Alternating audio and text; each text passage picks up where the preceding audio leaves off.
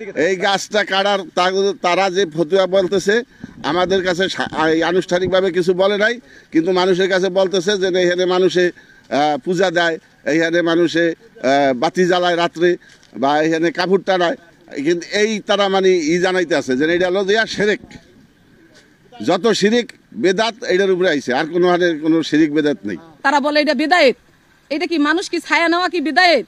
আমি এইটা বুঝলাম না কিছু, যে ছায়া নেওয়াটা বেদায়েত, এখানে এসে একটু জিরানো বেদায়েত। এই যে আমরা গরু বাছুর পারি, এখানে কিন্তু আইনিয়া বান্ধি কেন ছায়া নেওয়ার জন্য? এই জায়গাটায় বান্ধি কেন কাটলো তা জানি না। আমাদের দাবি যারা এই ক্ষয়ক্ষতিটা করছে কেন করলো, কি অপরাধে করলো, আমরা সরকারের কাছে ন্যায্য বিচার চাই।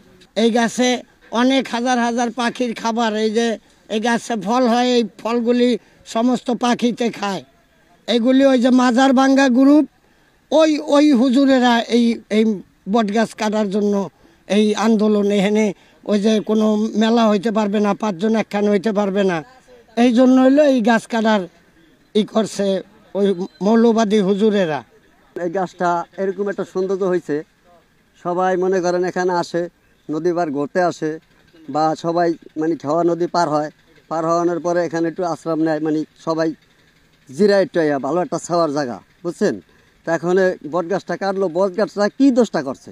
মানে আমাকেও কথা হলো এইটা, সে কী দোষটা করছে, অপরাধ করছে? বট গাছে তো কোনো অপরাধ করে নাই, মানুষে অপরাধ করতে পারে, কিন্তু বট গাছে তো কোনো গাছের তো কোনো অপরাধ করে নাই। বাংলাদেশ সরকার বলে গাছ মানুষেরকে ছায়া দেয়, গাছ মানুষকে গ্রহণ অক্সিজেন দেয়। এই জন্য এই গাছটা আমরা অনেক দূর দূরান্ত থেকেই বলে আপনাদের এখানে বট গাছ আছে, বট গাছ থেকে আমরা অনেকে ছায়া পাই, অনেকে করি। এখন এই জন্য মৌলবাদী সংক্রান্ত লোকেরা এই বট গাছটা কী ক্ষতি করেছে, আপনাদের কাছে, আমাদের সরকার বাহাদুরের কাছে আমাদের একটা বিচার চাই, এবং সুবিচার, এবং মাদারীপুর আনুষ্ঠানিকভাবে জেলা কর্মকর্তা, আইন প্রশাসন, এসপি সাহেবের কাছে আমাদের বিনীত নিবেদন, এই যে এই বট গাছটা কী অসুবিধা করছে, এলাকার জনগণের ক্ষতি করেছে, এই বট গাছটা কিছু মৌলবাদী, কিছু ওহাবিরা আছে এবং হিংস্র লোকরা আছে আলেম সম্বাদের ভিতরে, তারা এই কাজটা করেছে। আমি দেখেছি যেটা, যে গাছের একটা অংশ তারা কাটার চেষ্টা করেছেন কিংবা কেটেছেন, গাছের নিচের গোড়া এখনো আছে, এখনো গাছটা জীবন্ত আছে। আমার যে ইনি জেলার বন কর্মকর্তা, উনি স্পটে গিয়েছিলেন, প্রশাসনিক কর্মকর্তা স্পটে গিয়েছিলেন, এবং সংশ্লিষ্ট তহসিলদারও স্পটে গিয়েছিলেন। ওনারা যে রিপোর্টটি দিয়েছেন যে ওইখানকার কিছু জনতা কিংবা আপনারা যেই বিষয়টা বলছেন ওরকম হচ্ছে, তারা গাছ কাটার চেষ্টা করেছে।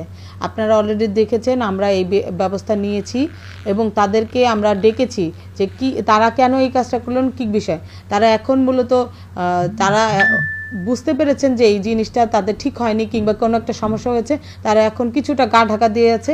তবে যারাই এই ধরনের অন্যায় কাজের সাথে কিংবা কোনো ধরনের অন্যায় কাজের সাথে জড়িত থাকবেন, আমরা তাদের বিরুদ্ধেই কষ্ট লাগছে ভাই, কারণ ধর্মের জন্য একটা গাছকেও আজ এভাবে পৃথিবী থেকে চিরবিদায় নিতে হলো, তাও আবার 100 বছরের আগের গাছ। আমার কথা হইল ভাই, ধর্ম তো আমরা পালন করি, মানুষেরা পালন করে, সেই জায়গা থেকে আমরা উদ্ভিদ বা প্রাণীদেরকে ধর্মের জায়গায় ইনভলভ করছি কেন? কারণ ধর্ম হচ্ছে আপনার পালনের দায়িত্ব, আমার পালনের দায়িত্ব। যে যেটাকে বিশ্বাস করে সে সেটাকে নিয়ে চলছে। তবে আমার যেটা কর্তব্য, আমি যদি মনে করি যে আমার ধর্মটা ভালো, বেস্ট, তাহলে আমাকে এমন একটা কাজ দেখাইতে হবে যেখানে মানুষজন আমার দিকে ছুটে আসবে। আপনার ধর্মটা ভালো, আপনি এমন একটা কাজ দেখাবেন, মানুষ যদি সে অন্ধ ধর্ম পালন করে থাকে, তাহলে সে দিক ভ্রষ্ট হয়ে গেছে এবং সে দিক পেয়ে আপনার ধর্মের দিকে